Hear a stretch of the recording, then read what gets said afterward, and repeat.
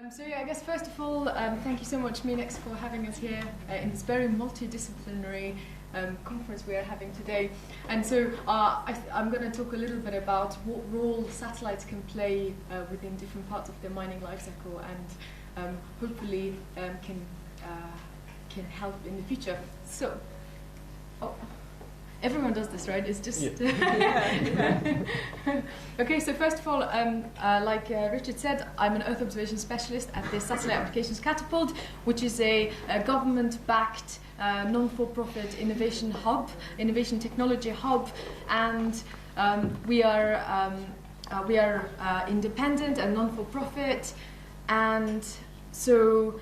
You could say that we act as almost like a bridge between industry and academia who are interested in using satellite technology. And as you can see, we have worked so far in our very short life of 6 years in 22 countries and with quite most of the universities in the UK and a lot of companies. And within the kind of mining space, we tend to act as a trusted neutral entity because of our non-for-profit status. So let's go into satellite data. So here you are seeing a video or a GIF of the development of the Tavan Tolgoi mine in the Mongolian Gobi Desert, and this GIF is showing from the 1998 to 2019, but what I'm trying to say is that there is a wealth of data, satellite data, stretching back all the way to the 80s. Sorry? Clouds, yeah, absolutely. That is one of the nemesis in optical satellite technology.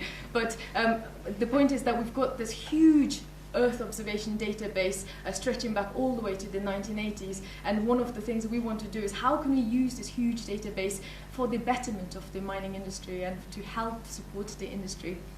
So just a quick overview of satellite technologies. There's 3 types of satellite technologies.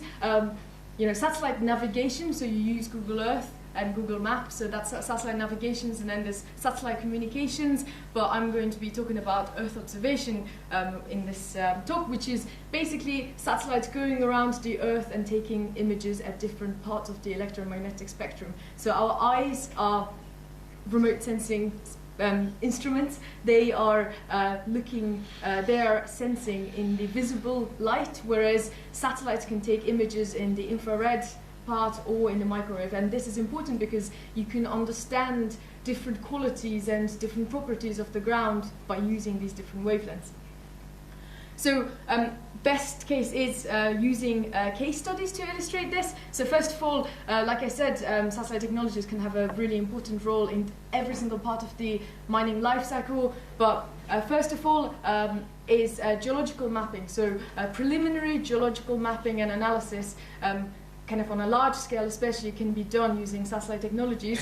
Here you can see the Oyu Tolgoi deposit again in Mongolia. So I am Mongolian, by the way, by origin, which is why I've got so many Mongolian slides. But yes, so this is Oyu Tolgoi deposit, and this is an image taken in true color image, meaning in the visible light, how our eyes would see it. But if you mix infrared parts of the electromagnetic spectrum, you can see many different colors. So you can see an area of orange, you can see an area of pink and blue and many different colors. But what it is telling you is it's almost like a chemical, it's giving you the varying or the changing chemical composition on the ground. So you can do preliminary geological analysis. And to the left, you can see, to the right, you can see that there's a actual ground-based geological map of that area, and you can see how it corresponds to kind of larger geological units you can differentiate using satellite technologies. So on top of just geological mapping, you can also, so clay minerals, which we all know, clay minerals are like these scars that are left by some of these geological deposits that form gold and copper, but these clay minerals happen to have a spectral signature in the infrared part of the electromagnetic spectrum, which means we can use this property of the ground and use satellite data to map alteration anomalies on a very kind of like a large scale. And one of the projects that we are very proud of and have been featured in The Economist last year is our lithium exploration project in Cornwall. And so I just want to pay your attention that because Satellite Applications Catapult, we are a non-for-profit and an innovation hub, we strive to bring together a lot of companies. So we don't go and do projects ourselves. We bring together a big consortium and work in this kind of way. So for this project, for example, we worked with the BGS and led by this junior exploration company, Cornish Lithium in the UK. So this was using different types of satellite technologies to map areas of most prospective areas. So the red is showing you, the red squares are showing you areas that are most prospective for liquid brine lithium, and green isn't. So moving on to a very different type of data set. So you've got behind me a digital elevation model. So this is a satellite-based digital elevation model, a very high resolution, 1 meter resolution one. So this can tell you exactly the height and location of many different things. So using this data, you can do things like efficient routing. So for example, here is another project that we did in Chile, Project Hephaestus. So within this project, again, there's a big consortium of partners, and on the right-hand side, in the red star, you've got a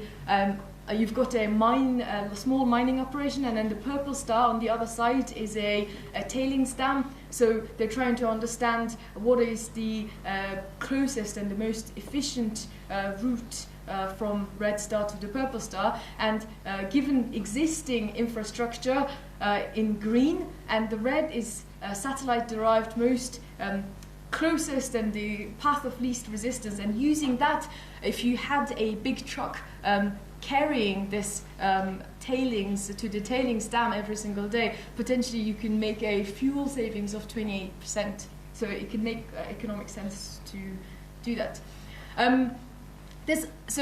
Another project and this kind of another type of application that I am very personally interested in is this, which is it's a UK Space Agency funded project called the IPP Peru, and again working within a massive consortium of UK and Peruvian partners. And using satellite technologies, you can do things like monitor leaching from tailings dams, so chemical and physical stability. So on the left-hand side, you are seeing that this tailings dam is leaching, and when that has been leached, it hasn't been cleaned up. So you can use this data to either, if you're a mining company somewhere else nearby in this area, to show that it wasn't you who caused this pollution, or if you're a government body, to see if it has been cleaned up. So there's many different applications we can think about. And then on the right-hand side, you are seeing, this right-hand side is based on a very different type of satellite technology called synthetic radar satellite technology. So imagine from hundreds of kilometers in space, you can monitor millimetric ground movement. And so this technology readiness level is not super high right now, but we are trying to see if we can use this technology to monitor the physical stability of tailings dams. So on the right, you are seeing two tailings dams, examples of two tailings dams. And the green is areas that are stable, so not much movement. And you're seeing this red rim, which is, it's kind of subsiding. That area, I can't really point, but yes, that tailings dam did collapse at some point. And so there is some evidence to show that potentially we can understand this anomalous movement behavior. Yeah. And another, again, project looking at environmental baselines. So here's a mining area. Using satellite data, you can map the land cover, so where water areas are, where forests are, agricultural land. And using all this data that we've talked about, you can create something called you can do environmental analysis, like if a pollutant comes out of this mine, which water bodies are in most danger. So all of this data together. I might skip this in the interest of time, but this is again doing large-scale kind of monitoring of water bodies, surface water bodies. And finally, I'd like to say a few words about, most of the time, as we know that mining operations happen in very remote locations, and where do you get your energy is a huge problem. And so if you wanted to invest in renewable energies, and you want to understand first, where is the areas most optimal for different types of renewable energies, you can use satellite data. For example, using the earlier kind of data sets, you can do mappings of what is, so where agricultural land, where there's a city, where there's areas. And then the second one is slope analysis. So areas, you can't, for example, put a solar panel in a really slopey area. So you can understand where are the areas that are slope-wise suitable, again, and then look at thermal satellite images to understand areas that get the most amount of sunshine. So using all this data together, you can understand where optimal positioning for renewable energies could be, and what the return on investment would be if you did invest in different types of renewable energy. So it's enabling that kind of financial calculations.